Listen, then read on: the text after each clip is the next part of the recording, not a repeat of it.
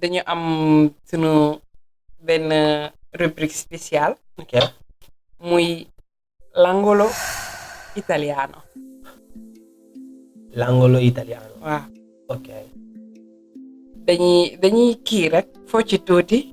si italien bi Seydou wax ñu tuuti ci italien bi daay ñu dosé tuuti mu mën ñoo wax tuuti ci italien ñetti mots rek ñu saasi ñetti mots yu simple rek. Vabbè, man là come bien italien je vais essayer.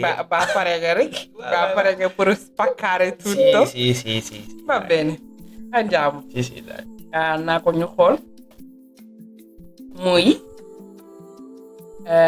premier mot bi mooy tukki.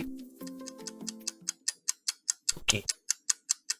E la laurea si tukki? waaw dag ñu koy tekkil ci italien waaw. Tukki. Viaggiare. waaw viaggiare.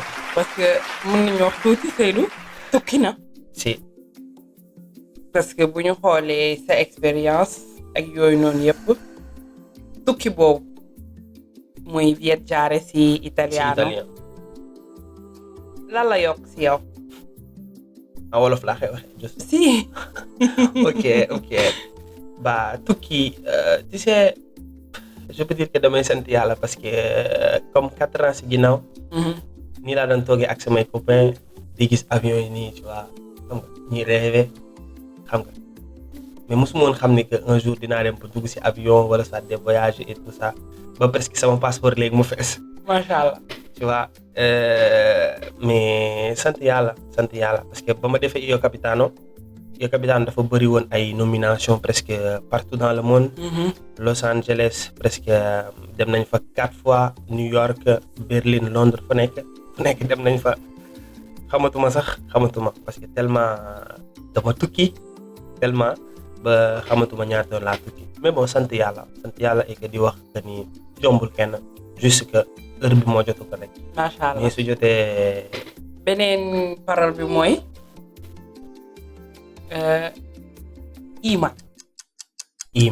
iman ñu koy wax ci français xam naa la foi. Je pense qu'en italien mooy fede. avere la fede. Ah sì, la fede. mooy iman. la foi ci français. Sì. avere la fede.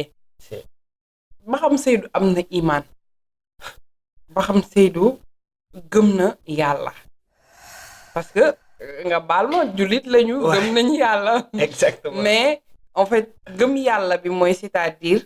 ba xam tey lu xew ci dundu àdduna Seydou Paul du ne peut-être parce que am na ñu bari ñu koy def dañ naan nit ñi la wala diw moo ma ko def ba xam Seydou tey dara bu xewoon ci àddunaam dara di ne tey nii la ko yàlla bëggee woon. loolu ba xam Seydou am na iman boobu. tu sais man je peux dire que si iman bi ngay wax noonu iman boobu si féede bi moo tax ma toog fii nii tey sincèrement parler parce que su ma ko amul woon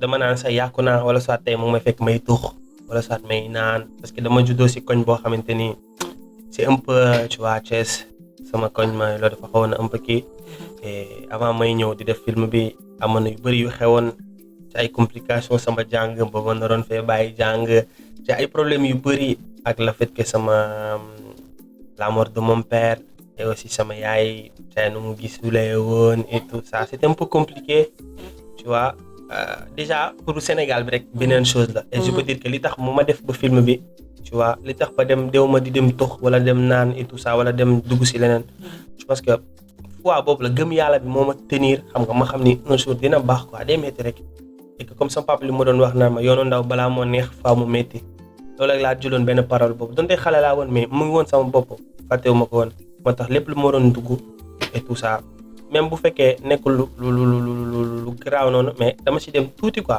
parce que jeune là damay def erreur comme ñëpp waaw dama si dugg tuuti rek coof après ma génnaat après ma ñëw fi Italie am na yu bëri yoo xamante ni après Io Capitano xew na fi yoo xamante ni genre mënoo wax ñëpp lépp mais ba au fond gëm yàlla moo tax quoi xam ni que yàlla baax na et aussi gëm tamit que ni sama yaay liggéeyal sama kër papa loo xamante ni dinaa ñëw ba fii di tumuranke quoi macha allah wax yi rafet na lool pare aussi tamit dal na xel comme ni ma ko waxee sànq rek parce que fii ñu toll nii gëm-gëm dëgg bu am doole moo lay tax a yegg fi nga war a yegg exact parce que société bi doy waar goo xam ne mënoo comprendre exactement boo amul benn gëm yàlla feede bi boo amul tey tet bu dëgër rek tuuti nii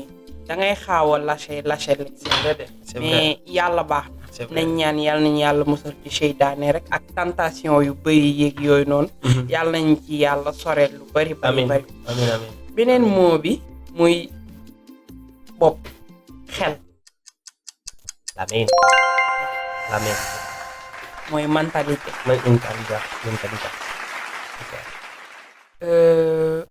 mentalité Seydou fan la toll parce que mentalité mooy indi ngay teg ay projet mooy indi ngay xalaat mooy indi yu bëri yow sa vie nan nga koy jubbante nan nga koy defee mentalité Seydou certo che xale la tu sei giovanissimo certo che xale nga ma mentalité Seydou fan la toll instant yi ba normal comme mentalité jeune yi bi toll sama âge mais bon am naa un peu di più léegi un peu di più boobu noonu je peux dire que un peu di più bi ca tuuti loolu noonu si responsabilité bi nga nekk lay jóge en fait yaa ngi comprendre bëri na samay morom yoo xam te ne ñoom maase wala soit peut-être ñooy ànd et tout ça man mentalité bi ma am ñoom amuñu ko ça veut dire que responsabilité bi ma am ñoom amuñu ko waaw moo tax sama mentalité moo xaw a ëpp